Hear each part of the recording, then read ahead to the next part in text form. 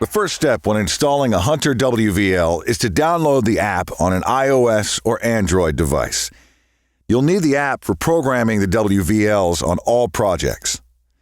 The same app on your device can be used at any current or future job site. You'll also want to obtain 2 9-volt DC batteries for each wireless valve link in the system, unless you're using solar panels for some or all installations. Install the wireless valve output module in the controller just like you would for any other Hunter ICC or HCC output module. Then close the blue locking lever. Push the reset button on the back of the face pack so the controller will recognize the new module. The station count will increase to 54.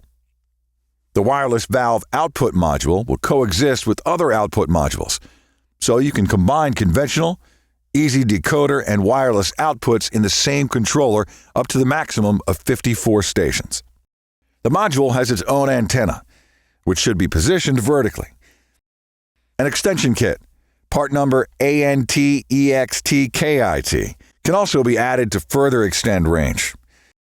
This extension kit is required for installations in any metal enclosures or cabinets to get the wireless signal outside of the metal box.